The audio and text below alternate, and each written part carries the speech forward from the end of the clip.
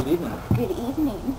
So, I am sitting with Josh Havens, lead vocals, guitar, keyboards of the Afters. And coffee drinker of the Afters. Coffee drinker extraordinaire. Ex-barista. Do they call them baristos if they're men? No, it's all baristas. But I was a coffee master. That was my official title. Really? Is that above a barista? It is above a barista. I was like the Yoda of coffee, you know? Okay. Like, you know, you have the different levels, and I bow to your greatness then. I actually went to a coffee training school that Starbucks did where you got Really? awarded a black apron. And once you had the black apron, that was like the highest status you could have.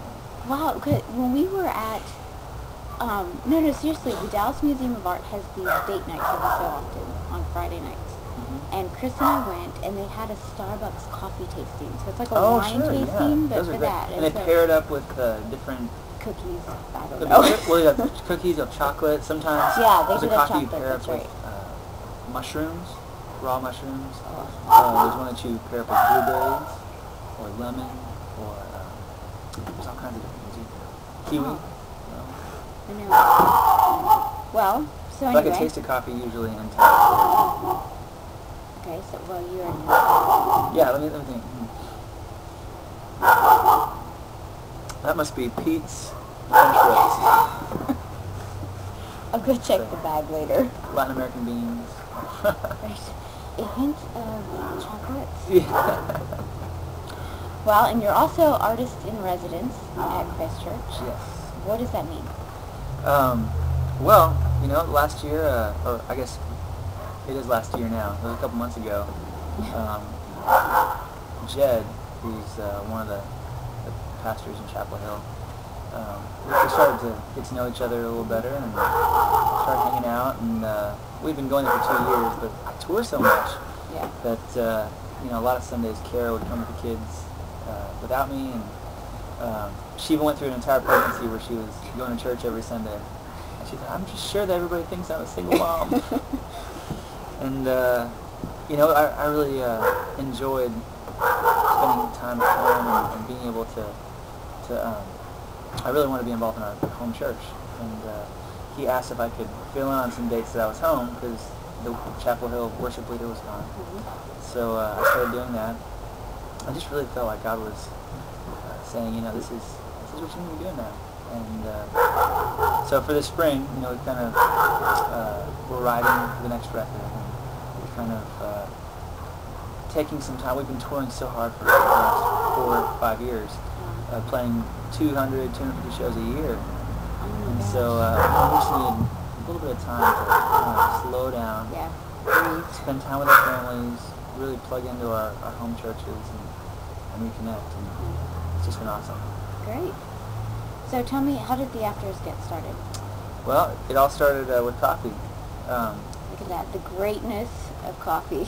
You know, I met my wife at the Starbucks too. Karen She trained me. Oh, it's so much at Starbucks. You know, accepting checks from Starbucks at I'm still waiting for that check. No, it's funny because Matt and I actually did go to high school together. really? Matt was the other guitar player, and he also sings as well. And what high school did you go to? Well, that was Lakewood Presbyterian High School. Okay.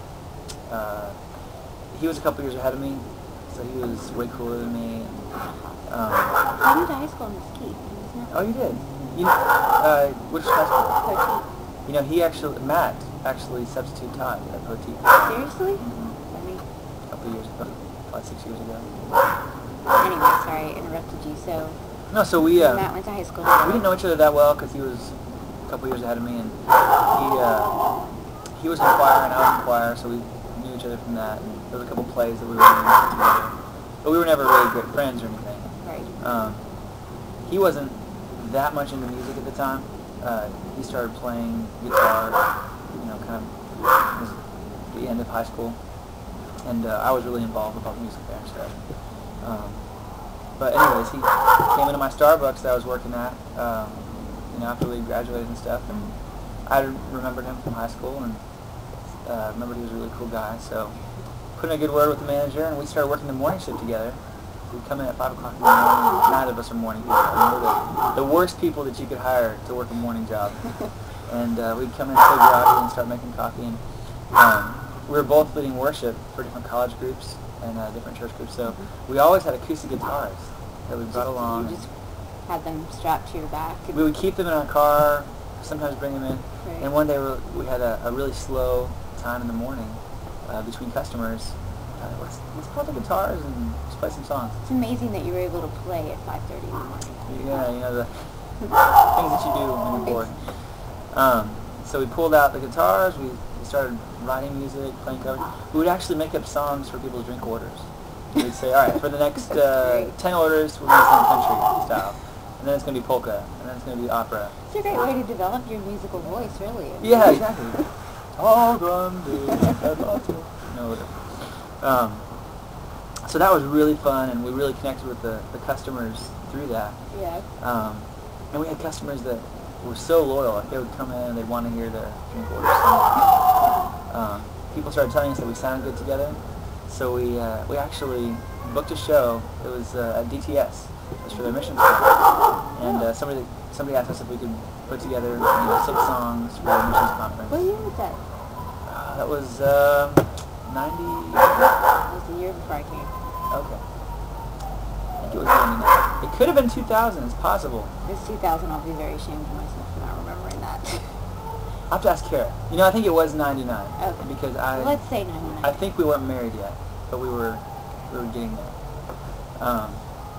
Yeah, no, we weren't married yet, so it was 99.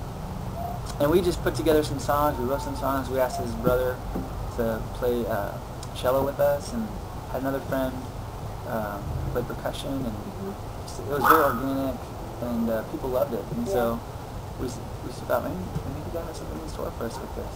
So we started playing more shows around town, and at our first actual show that we actually had a band name and everything, we called ourselves Screaming Mimes, Screaming Mimes, which we thought was a cool idea because, it's like living out your faith, living what you speak, and following up the action. Anyway, it was just so much fun, and our very first show that we had at Screaming Mimes, we had over 300 people, and it was mostly Starbucks customers. So that's when we thought, maybe God does something in this store. That's cool. So from there, we met another guy at Starbucks who was working the morning shift as well. Oh, so the other guy's from Starbucks too. Yep. And he started playing. Actually, we needed a bass player, and he was a guitar player. And I said, I don't know any bass players. Can you borrow a bass and learn bass? Let's try it. So he did, and learned bass and started playing. And then the guy from the recording crew started playing drums. That's great. So